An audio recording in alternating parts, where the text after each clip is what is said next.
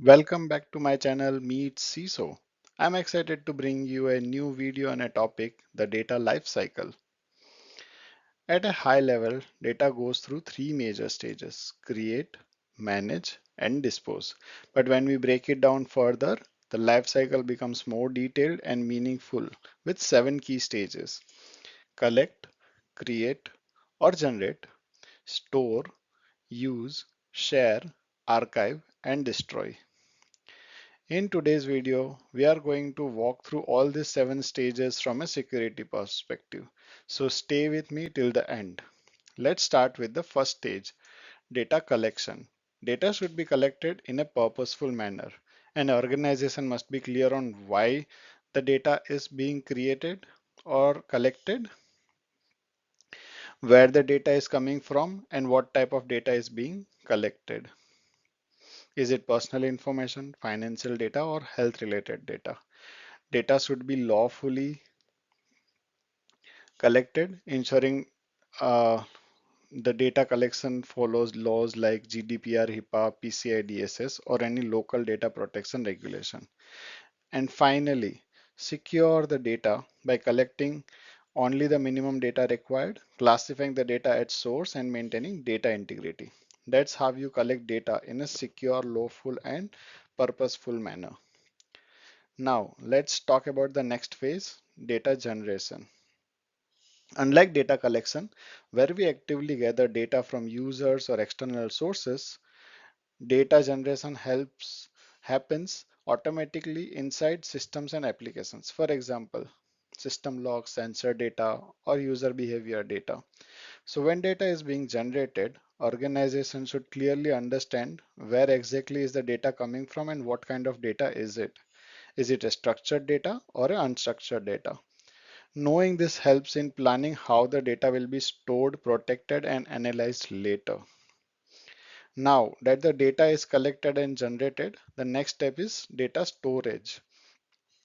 Organizations need to ensure to store data securely and make sure it's available whenever the organization needs it. So, whole, the data should be seen from the three perspective: confidentiality, integrity, and availability. Data can be stored in cloud platforms or on-premise servers.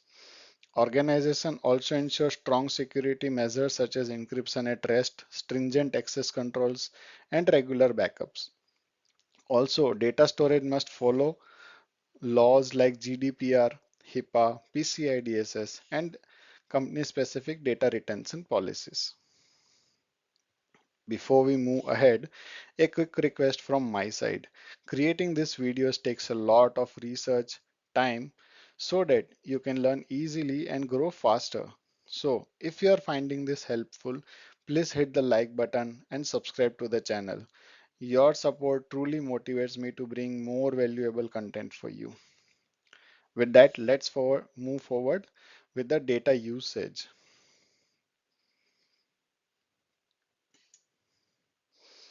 In this stage, data is accessed, viewed, or processed by system, application, or users.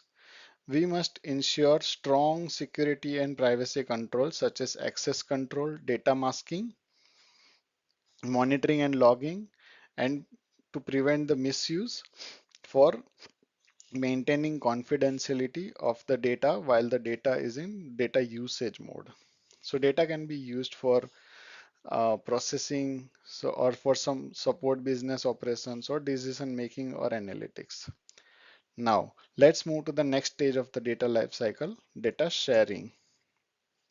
This is the phase where data starts traveling. It may be shared internally or externally with vendors.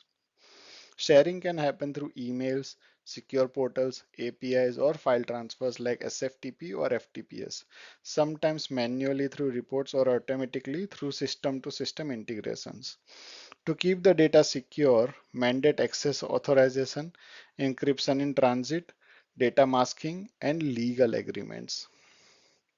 Now, let's move to the next important stage in the data lifecycle, data archiving. So the purpose of archiving is all about preserving the data that we don't need for daily operations anymore. but still have to keep it to meet legal, regulatory, or company retention requirements, or to free up space and improve system performance, and to make sure the data is still available whenever it is needed. But archiving doesn't mean forgetting about security. Security and compliance in archiving include encryption at rest and in transit, retention policies aligned with regulations like GDPR, access controls and logging, and tamper-proof storage like write once, read many, especially for audit and legal records. Now, we have reached the final and one of the most crucial stage of the data lifecycle, data destruction. So when should data be destroyed? When its legal retention period has expired, or when the business no longer needs the data for operations, analytics, or history. But remember, deleting data isn't just pressing the delete button, it must be done securely and responsibly.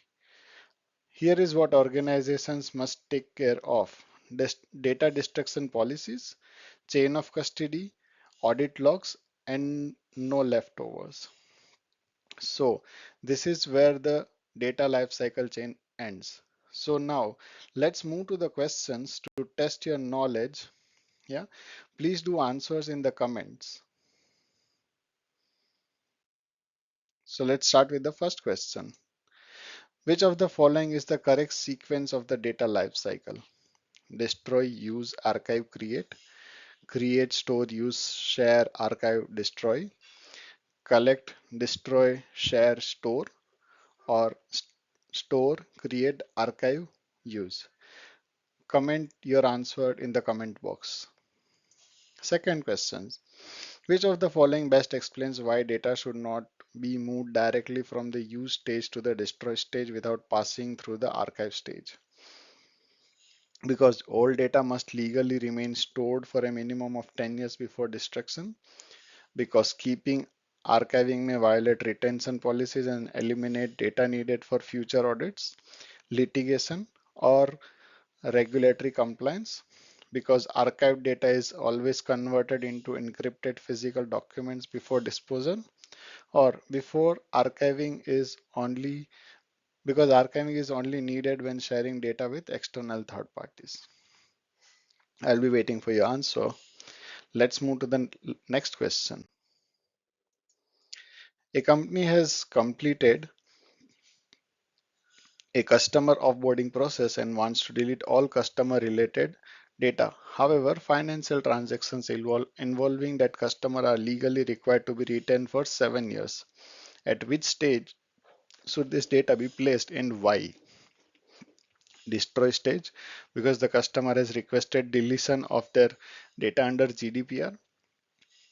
Use stage, because the data may be required for internal operations. Archive stage, because the data is no longer actively used but must be preserved for legal and regulatory compliance.